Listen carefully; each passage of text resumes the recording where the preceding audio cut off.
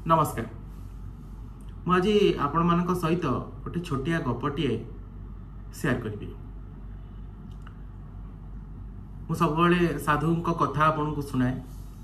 साधु से दिन कहते जीवन में किपरि आशावादी हवा बा संकल्पवादी हवा, संकल्प दृढ़ संकल्प मन भितर रखिबा, किपरि जीवन में दुईटी गुण आ उपगुण बोली माने आशावादी और संकल्प हवा गुण और उपगुण बोली साधु से दिन कहते।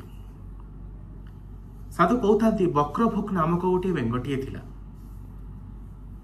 बेंगटी तार जो खेत पाखे रोला तारी चारिपाखे थिला ता दुनिया ता जीवन सेठी से डियांडी करूला सेठी से रोला। हठात दिने ये जो विशाल खेत को देखिकी खेत अतिक्रम करी बाहर को जीवा पाई ता मन रे इच्छा हला।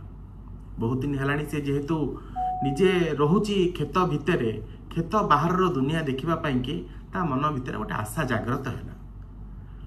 तेणु जो बाहर कथा सी भावी दौची ता मन अधीर हो उठुची, बाहर को जीव नुआ जगह देख नुआ सांग मान भेट।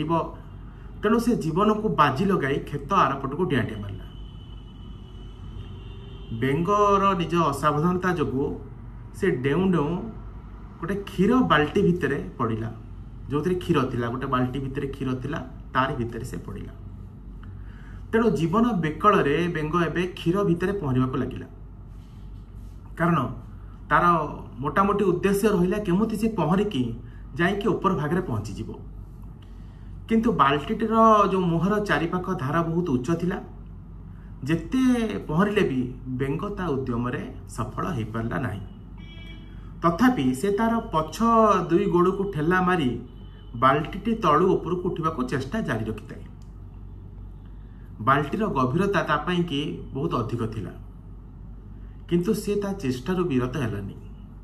से संघर्ष कर चलला, से छटपट होउतला, ता सहित लात मारी पहरी पहरी ऊपर भाग को आसवा को उद्यम भी करुला। तार एपरी बारंबार लात मारिबा और पहरिबा पई चेष्टा करिबा जोगु क्षीरटी लहुणी रे भर्ती हो गला। लहुणी घनीभूत होई कठिन हो जाए। बेंगटी आखि बुझी ता ऊपर चढ़ी एबे बाहर को उद्यम कला आ आसी सफल हो गला। साधु गपटी कही सारी कहले, निराशा होई कोनोसी काम को अधारू छाड़ी दियो नहीं। तुमे अविरत चेष्टा कर, शेषर निश्चय सफलता पाइबो।